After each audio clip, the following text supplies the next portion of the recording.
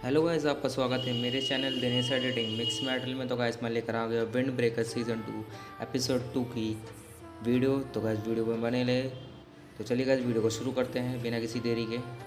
Episode start होता है और देखते हैं कि काजी शिंजो से लड़ने चला जाता है और यहाँ पे काजी शिंजो से अपने आप को कंपेयर करता है, क्योंकि शिंजो को ये लग रहा था कि काजी ने सकुरा को इसलिए मारा है क्योंकि वो अपनी बात डर दिखा के मनवा सके। और उसे भी यही लगता है कि डर ही एक ऐसी चीज़ है जिस पर हम किसी पर भी काबू कर सकते हैं, किसी को भी दिखाने के बाद। और उसके इसी डर के दम पर उसने पूरे कील पर अपना राज बना रखा है। उसके इसी डर के कारण ही सब लोग उसकी बातें मानते हैं। लेकिन शिंजो को एक बात पसंद नहीं आ रही थी। वो कह रहा था कि बॉयफ्रेंड अगर सिर्फ वॉयलेंस ही करता है तो उससे बॉयफ्रेंड को शहर का हीरो क्यों कहा जाता है। तो वो काजी को जगह चेंज करने के लिए बोलता और शर्त रखता है, अगर तुमने मुझे हरा दिया तो तुम्हें मेरी टीम में शामिल होना पड़ेगा। तो काजी को बहुत गुस्सा आ जाता है बॉयफ्रेंड की बेइज्जती सुन के, इसलिए वो उसको बोलता चुप हो जाओ। और यहाँ दूसरी तरफ सकुरा भी बहुत ज़्यादा सीरियस हो जाता है, जिससे कॉन्गो की यहाँ पे फट जाती है। वो कॉन्गो कील के मेंबर्स को एक साथ हमला करने के लिए बोलता, लेकिन साकुरा यहाँ पे बहुत पागल हो चुका था। वो मारे दे रहा था सबको पागलों की तरह, और उसने सबको पीट दिया था गाइस। तभी कॉन्गो को समझ आ जाता है कि साकुरा भी काजी की तरह एक मॉन्स्टर ही है।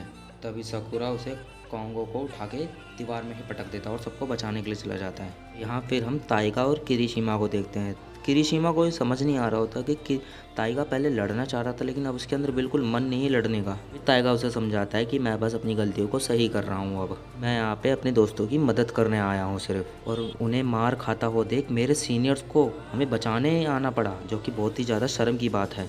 किरीशिमा उसे कहता है कि ये तो बस उनकी कमज़ोरी है। और उतने में ही किरीशिमा अटैक कर देता है, लेकिन इस बार ताइगा किरीशिमा पर बहुत भारी पड़ता है और ताइगा उसे उठा उठा के पटकने लग जाता है।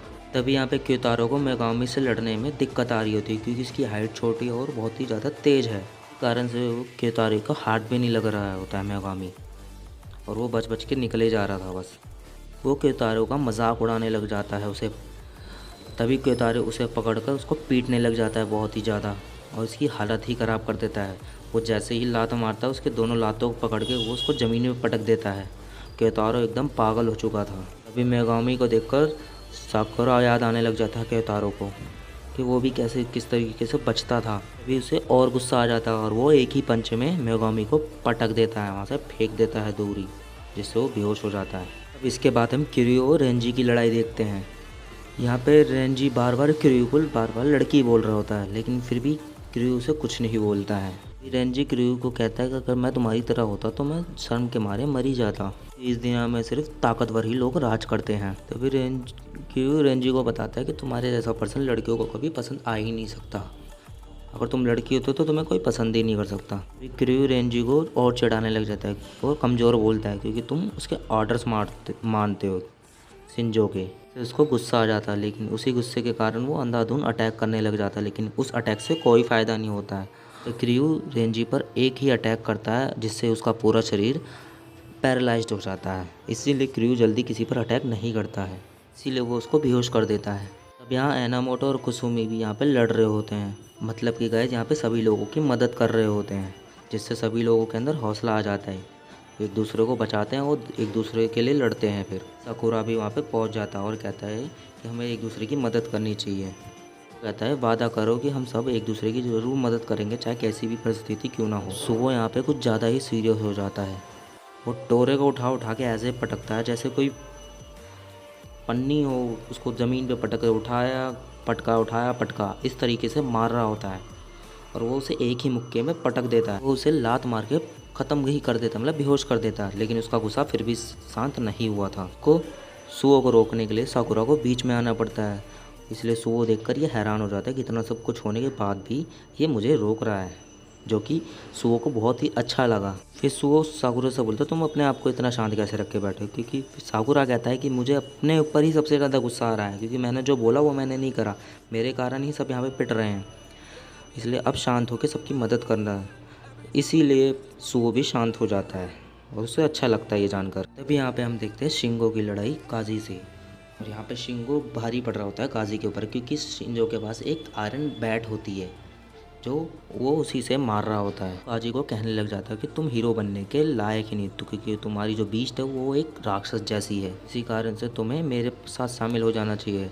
और इस बात से काजी भी एग्री करता है, क्योंकि पास्ट में उसने एक बार पागल होकर बहुत से लोगों को मारा था। उसे उस टाइम क्या हुआ था उसे आज भी याद नहीं है। बॉयफ्रेंड ने उसे समझाया कि इस चीज़ को कैसे कंट्रोल करा जाता है। उसे दोबारा से फिर से इंसान बना दिया गया।